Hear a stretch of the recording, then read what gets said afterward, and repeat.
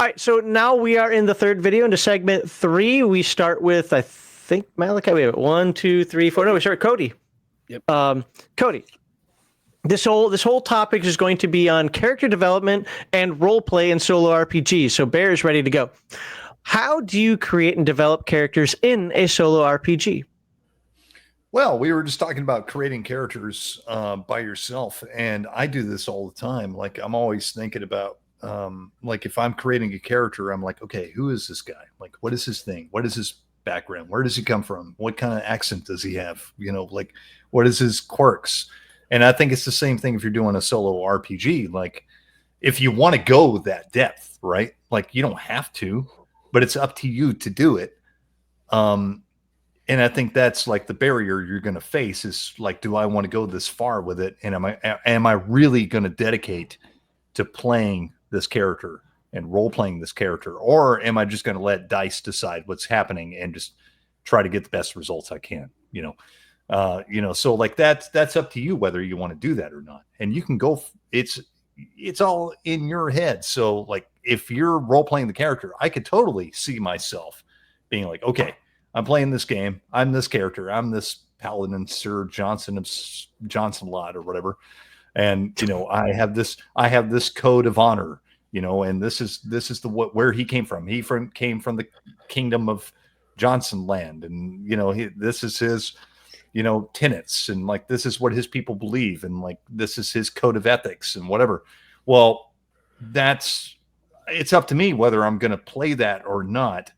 Or if I'm just going to be like, I'm going to take this choice because I know it's going to be the better choice overall. Or am I going to do what this character is going to do, like in an actual, which is role playing, right? Like in a role playing session, you may make decisions that may not be the best decision, but it's what your character would do, right?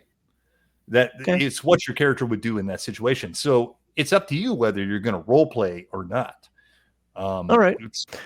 So how would you handle character?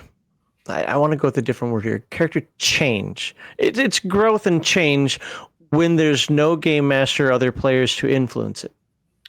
Well, I think it may be a little bit more challenging again, because when you're playing in your head, like I said, you always want to, your head always wants to go, at least for me, always wants to go to the most like optimal decision.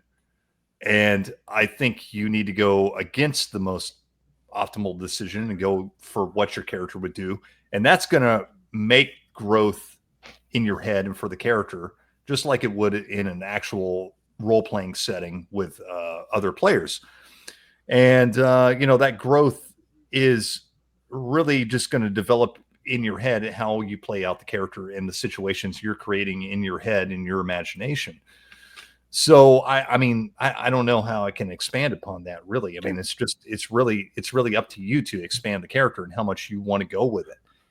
If you don't put in the effort and the time and Sir Johnson sounds like a porno. It kind of does. Lots of Johnsons in this video. But it's up to you in your imagination how far you want to push that, and if you don't, then it's not going to expand. It's not going to be more dynamic. It's not going to be more emergent, and there's going to be no growth because you didn't try to do it in your head. But if you do the mental exercise and you try to get creative with it and you try to push the character growth depending on what situations actually happen, just like in an actual role-playing session, I think you could develop some growth for your character or characters. Right. Okay. Malachi, how do you create and develop characters in a solo RPG? Well, I mean, it's pretty much going to be the same as if you're playing in a group, whatever game system you decide, that you just follow their character creation and work up on a personality and some goals. And I always add a couple flaws. All good characters have flaws.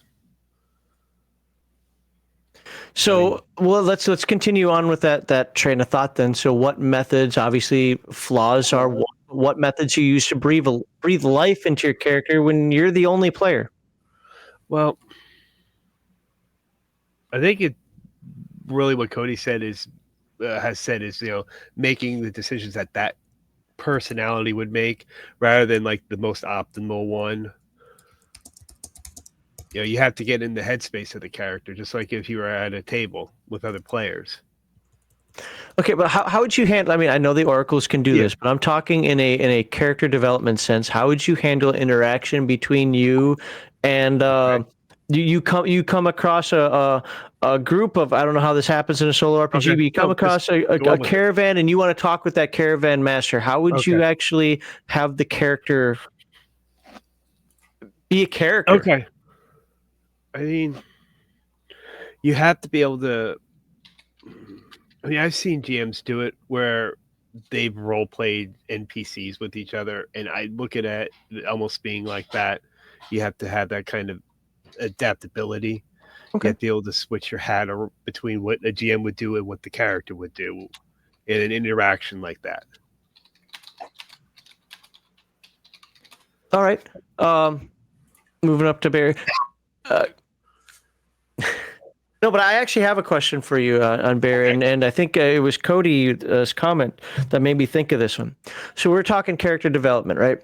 Now, I don't know your stance on fudging dice rolls. I'm very, very anti-fudging dice rolls. Other aspects, not so much, but fudging dice roll, that's kind of sacrosanct to me.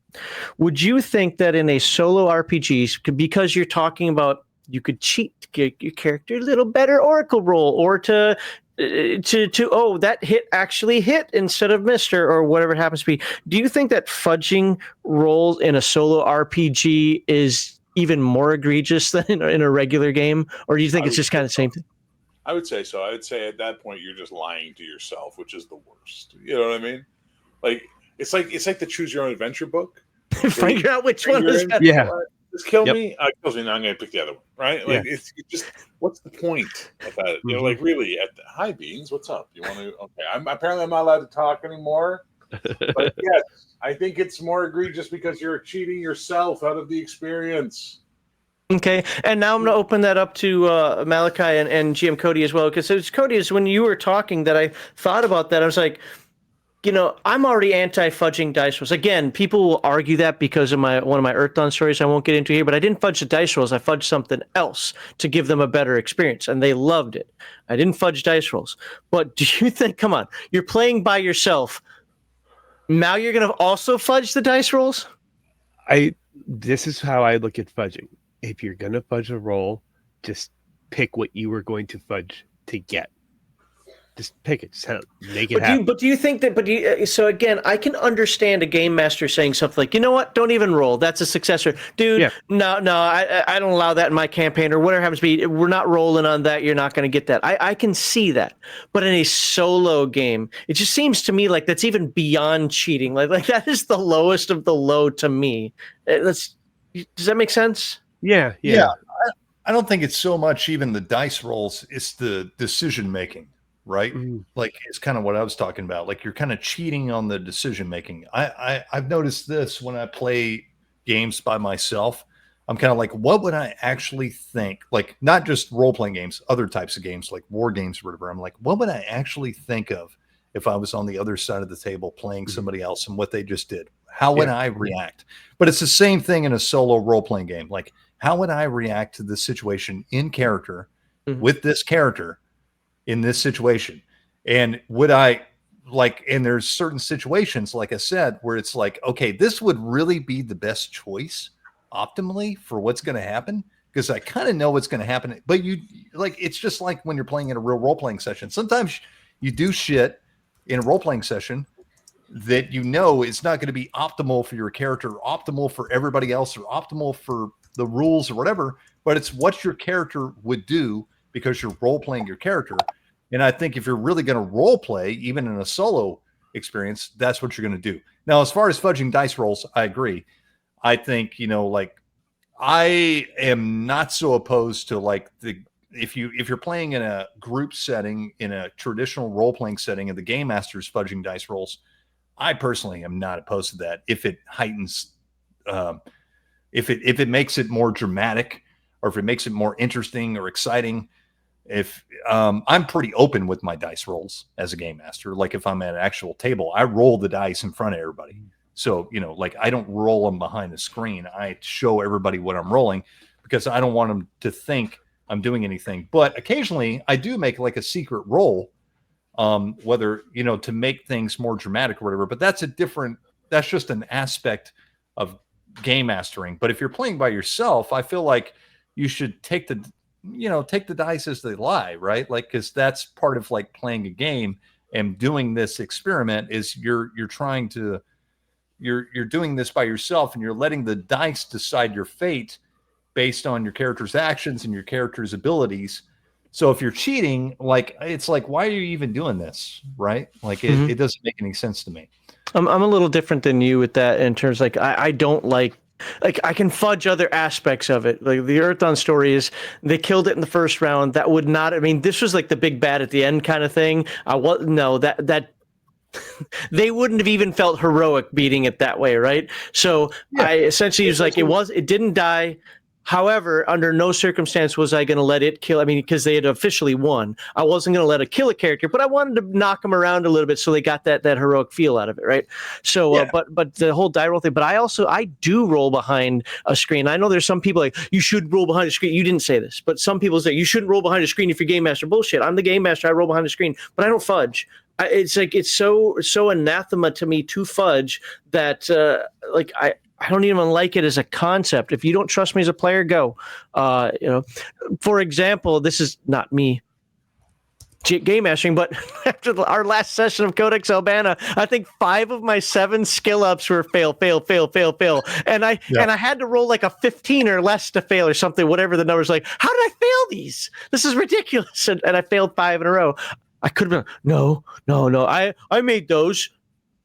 It's not even in me to do that. Like with dice, maybe it's just like I said, I used the word sacrosanct earlier. I just find dice to be somewhat sacred, and I don't want to fudge the die rolls. Yeah. I come from the aspect of the dice are helping to tell the story. Yeah, right. Exactly. Emergent storytelling. Yeah. Okay. Anybody else that wants to talk about the fudging? Or Malachi, do you have anything to talk about, or are we good? Okay. I'm good. I think before we get into the next one, I don't think we got any super chats this time around. People are super chatted out, it seems. By the way, folks, just so you know, we're at $74. And if we make $26 more, we will have the giveaway in segment 5. So after the video portion's over, but during the live stream still. And if not, well, then we won't. Weird Guy says, I will fudge a die roll solo if it was a nonsense result. For example, I asked myself a question, then picked a table to roll on and got a bizarre result. That might be a good time to do a reroll. I'd have to see the table. Yeah. Conceptually, I think I get it. Like, I'm still like, no, don't. But, like I ask a question, is the sky blue? And it comes up earth elementally. Like, what the hell does that have to do with well, I mean, that's the thing. That's where your narrative control will come from the tables themselves. Probably prevent that type of situation from happening. But I could also, I agree with what Weird Guy's saying. I understand because I've done that before. But at the same time, like sometimes, even in a real session, you might, as a GM, roll something weird and come up with something really creative on the spot based on that weird situation. So I might turn it around and be like, oh, that was kind of weird. I can't think of anything off the top of my head right now, but like I've come into weird like situations where I roll like a weird random encounter that doesn't make any sense or a weird thing. And I'm just like, what? But then I'm like, oh, wait a minute. That could be kind of cool if I twist it around like this and do that. I think you can do the same thing if you're solo role playing, Yeah, it's a lot of practice of, I don't want to use improv, but it's, the thinking on the fly, or maybe this is the time that you tell everybody, you know what, you want to take a smoke break, right? I've done that too, right? It's like, hey, I gotta go take a smoke break, guys. It's take 5, It's like I'm out there like, I'm like, shit, what the fuck am I gonna do? Right. Okay. Oh, I got it. And I'm like, that's one of the things I'm kind of concerned about when I do get back into being a game master, because it's been really a while since I've done it, is like, am I still going to have the chops that I had back then? I don't know. Because even sitting in Bears game, I'm like, oh crap, I didn't even think about that. That makes me angry because I should have thought about that. But, stuff like that. So I'm thinking that there's some sort of, it's kind of like, working out. You got to keep doing it a little bit in order to keep that. I don't want to call it improv, but those think of the thinking on the fly skills up to snuff, but we'll see someday. Anyway, all right. We just got a super chat. There we Boom! go. Give it. Okay, we have hit $100 exactly. That means during segment Rigged. 5 we will have the giveaway. Rigged. Bear's already calling it rigged because he knows that no matter what he does, he's not going to win. I won't let him. See, what he doesn't know is everybody else is in there with average stats, and I dropped his down to 33333. So appreciate that, Squirrel Hermit. Thank you very much. And I don't know if Squirrel Hermit's been making videos recently, but just in case, go check out his Squirrel Hermit's channel. Agreed. He's the man. Go ahead. Do it. All right. Well, we're going to move on to the next question. And I think I'm on Malachi, if I remember correctly. How do you manage roleplay and character interactions in a solo RPG? Now, you've addressed this a little bit already, but I need you to be specific for the folks watching out there. Okay, I'm not getting this. How do you do this back and forth thing? Give us an example of how you do the back and forth thing. Oh, I mean,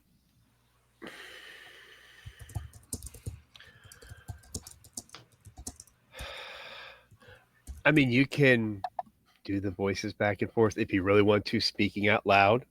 I mean, having the talking to the merchant. You can be yourself, be the character, then talk out loud as the other person. I mean, you could. My preferred way is just writing everything down. Okay. So you kind of have so what you have what might end up looking like a script or manuscript by the time you're done. Okay. How do you come up with those responses? It's basically putting your GM hat on and going, how would this character respond? And you take the most logical thing. And if you want to throw a little bit of randomness into it, you can go to some tables or oracles, but I tried to shoot it from the hip. Like I was actually running a session. Okay. I thought you were going to go more on the oracle route, so I wasn't kind of expecting it. So would you say this would be kind of like a game master and somebody mentioned it before, but for the lack of a better definition on this, role-playing 2 NPCs at one time. Now, technically, one's a player character, one's an NPC, I guess, in this? Yeah. Okay. Yeah, I was actually one of them. So how would you come up with the other characters? Again, let's just use the merchant caravan thing because, again, that seems pretty random. I want something that seems random. Yeah. So you come across that. How would you determine how that person, the caravan master, is going to act? Well, I'd just maybe get just 1 or 2 quick personalities that would fit him. If he was a merchant, he'd probably be greedy. Okay, how do you get those personalities? I mean, you could do a random table, but I try and pick some logical things. Maybe I might take one random, but I try and take something that's logical. Like I said. So how would you determine the difference between, he's just a caravan master for a mile-long caravan that's going from Freeport to Sanctuary City or something like that, delivering or it's a slave caravan, and you didn't know this, but in the middle of it, kind of hidden in there, it'd be hard to notice because they've got cloth draped over and so forth. Okay. He's actually transporting some slaves. Okay, that's probably something where for your example is my first. Let's say I really don't know what's going on with this caravan. I'd probably take the oracle. Okay. Do a yes. Ask what kind of or you always ask yes or no questions. So. Is this a small caravan? I make a roll. It could come up.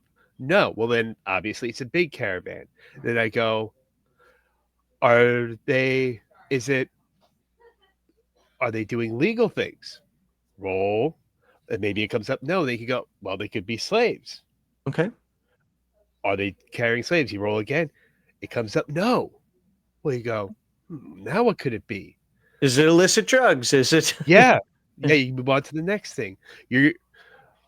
But at some point, you will have to go, okay, it has to be this. It has to be a logical endpoint. You just don't keep going through the list of things. If your character's walking through a village, there's a guy in the stocks. Well, why is he in the stocks? So you decide to do some investigating. You ask around. You start rolling your yes, no's. Okay. Did he steal something? No. Okay, well, why else would he be in his stocks? Was he using profanity? No. Well, then you at you have to get to the point where there has to be a logical conclusion.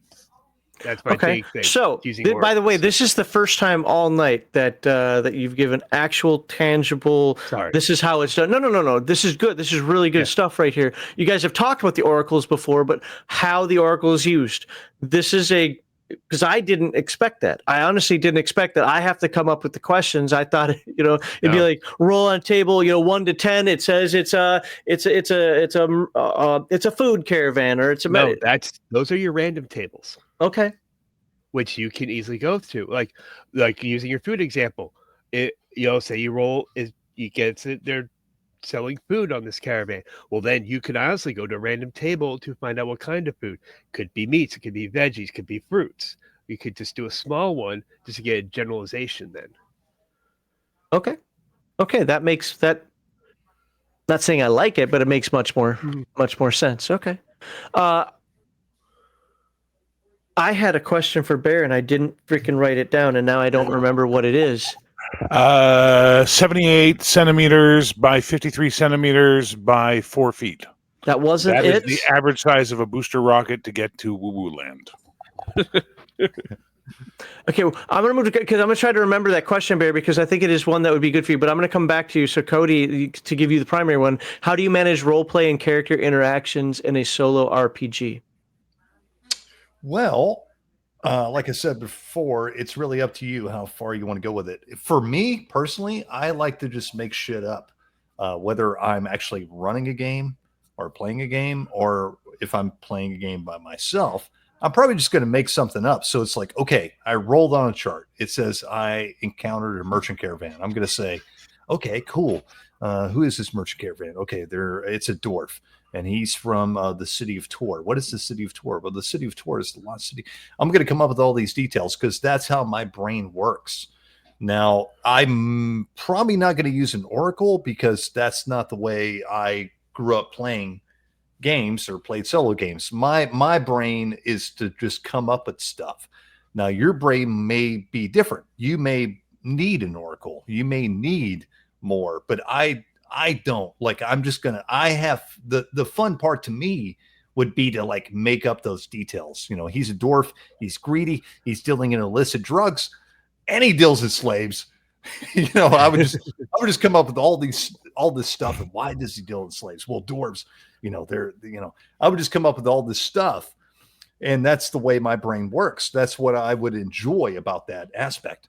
And so from that, I would come up with these details. And then I would try to be like, okay, I got a cleric, I got a thief, and I got a paladin, and I got a bard. How are they going to interact with this character? Who's going to do the talking? Okay, well, the bard's going to do the talking because, he's probably the best at like social graces, or maybe the paladin's going to do talking. Maybe they're going to like argue about this. And so I'm going to have to decide who's going to do the talking and what would be the result of that. Am I going to make a roll, or I'm just going to say, okay, maybe the bard's going to say this and that and convince what am I trying to achieve here? What is the goal? And what do I need to do to achieve that goal? If there's no goal to achieve, what's the point of even like coming up with an interaction? It's just going to be like, okay, I'm at a caravan. He's a dwarf. He's this and that. Move along. Next thing. If there's going to be an interaction, I'm going to come up with goals for that interaction. And then I'm going to think to myself, what am I trying to get out of this goal? Maybe the paladin sees the slaves and it's like, okay, now he's going to try to like interact with the dwarf and try to free the slaves. Maybe there's like a confrontation here. All of a sudden we have a battle. Okay, I'm going to lay out this battle, whatever. It could be whatever you're imagining. I think that's one of the cool parts about like doing a solo role-playing game is your imagination could reach to far places that, I think that's cool. Like I could definitely see myself getting really into the weeds of like coming up with all these details and what's going to happen in these interactions. It just depends on how far you want to take it. You could just be really simple with it. You could just be like, okay, yes or no, this is what happens. Maybe I just want to interact with this merchant to get some goods and move along to the next thing. I'm not interested. Maybe I'm not interested in interacting with a merchant. Maybe I just want to go to the next adventure point and get to the next adventure and find out what this adventure is going to be. So it just depends on what you want to do. as a solo role player. So if you want to go real deep into the weeds and come up with all this information, and out of the information, you could actually do some world building, right? Because it's like maybe you start off with just like a town, and you start in this town and you expand outwards and you randomly develop the map as you go along. And all of a sudden you're like, oh, I encountered a dwarf. Well, what is a dwarf in this world? Well, now I have to think about that, right? Like where do they come from? What is their customs? What is their thing? And you could use an oracle, or you could think about it. So, you know, like there's just like limitless possibilities to what you could do and how you approach it. So I don't know if that's an answer or not. So you actually answered 2 follow-up questions at the same time that I was going to dive into. So I remembered my question for Bear, so I'm going to go back to that. One of the things that you excel at, Bear, is, you know, obviously the acting side of it and so forth, you know, from your background.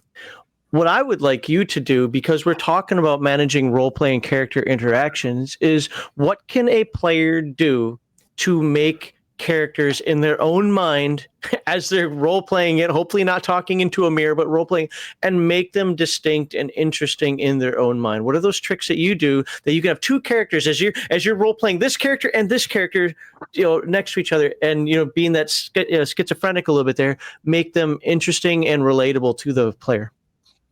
You ever notice I don't? I know you don't do that, but just to pretend you do. I don't ever have NPCs roleplay with each other too much. Because that's what that is. Well, I think I should go there. You're completely wrong, Steve. Like, geez, oh Cristo, it makes the ganglia twitch. I would say, though, if you are going to do that, and it's healthy, don't generate into, oh, Dark Helmet, I hate you, but your helmet is so compelling and large. You know, like, don't be caught playing with your dolls, is what I'm saying. But if you're not going to do it out loud, you can do it in your mind. The secret to role-playing well is to try and... Okay, this is an acting trick that I will offer you all. If you want to be a natural and not a character... Now, there's different types of acting. There's natural acting, there's method acting, and there's character acting. But if you want to be a natural actor, when you are looking at the character, you must find the place in their psyche that shares a place in your psyche, a point where you connect. And then you live in that moment. That's where you live for the characters. The characters' actions and choices and voice will sound natural. So I can imagine the same technique could be applied if you're solo role-playing in your head. Again, don't be caught playing with your dolls while you're playing with yourself. You could... That's what I have 2 hands for. Come on. Think about what the characters would do based on how you see them, where you can interact with them, where you can connect with them. And then use that to run the dialogue in your head, I suppose.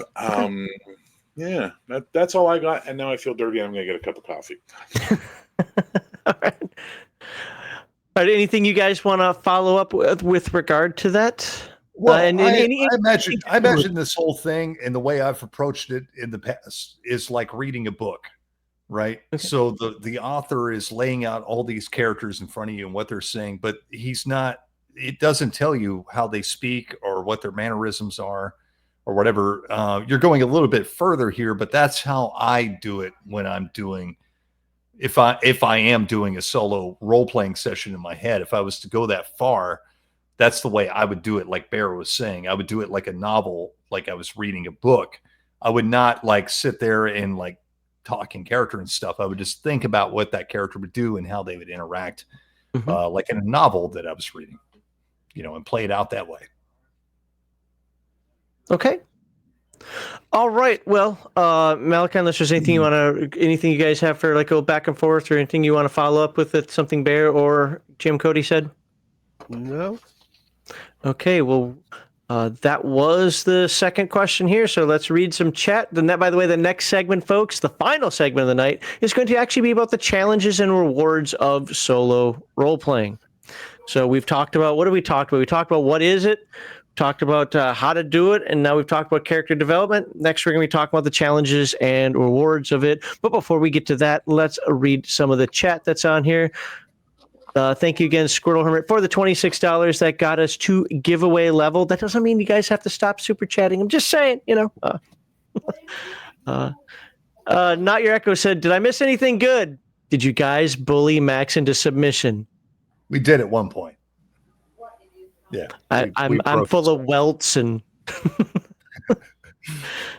I'm never doing this again, ever.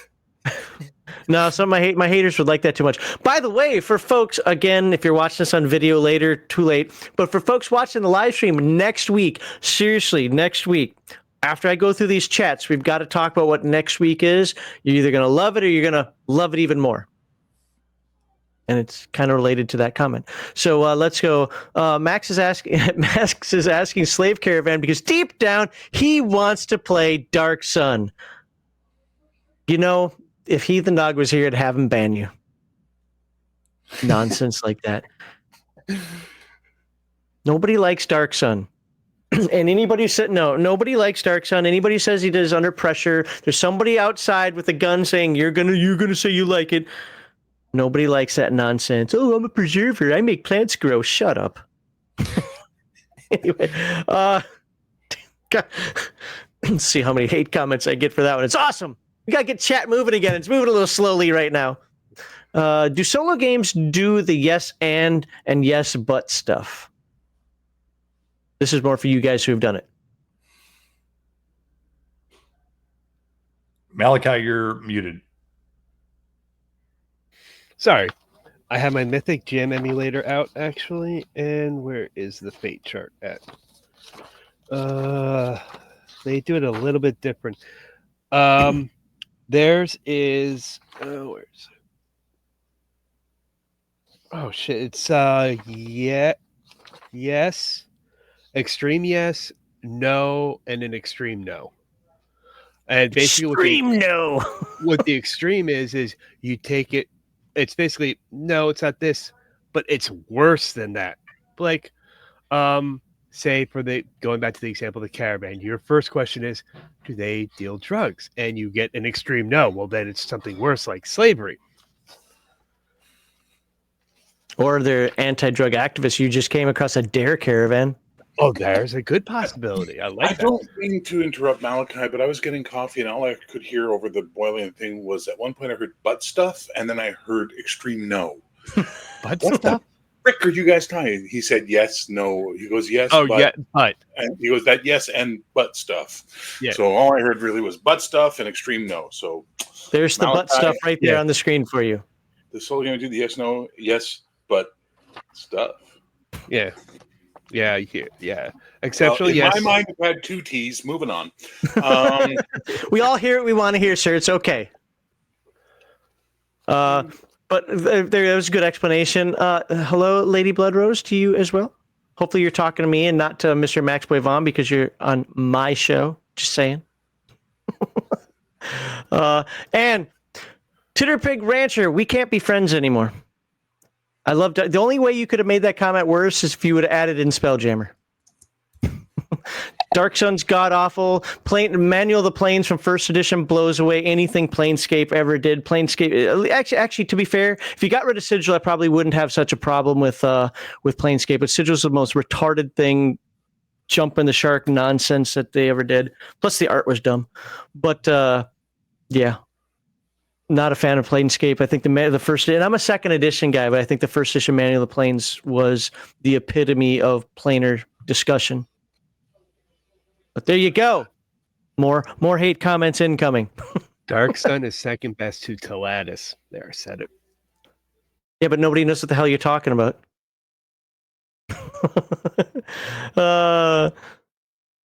Let's see. Did I miss any other comment? Okay, we are going to move into the next one. I'll read all the hate comments in the next segment. So I did say at the end of this one that I was going to talk about next week.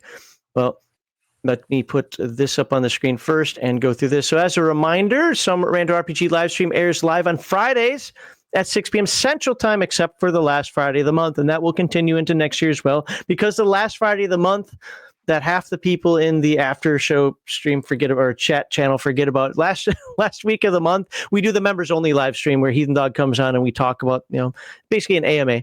So you really want to get down and personal with us other than my bank account information. That's where we do it. But the other weeks, we are going to have, what's now the Some Rando RPG live stream, but will soon be called Game Master Insight. Dun, dun, dun. But once this live stream ends, the full live stream will remain available to YouTube members only, while these 4 discussion segments will post to the public a month later. That's also another change that's going to happen next year. Right now, I currently chop them up into 4 videos, 1 per segment. Not doing that next year. Next year, I'm just going to chop it up into segments 1 through 4. And there you go. And then the members will still get the full live stream and can see all the segment 5 nonsense. But the discussion points, it's just going to be one long video because I'm sick and tired of chopping them up. So if you enjoy this discussion, please like this video and subscribe to all of the panelists' channels, which you can find in the description.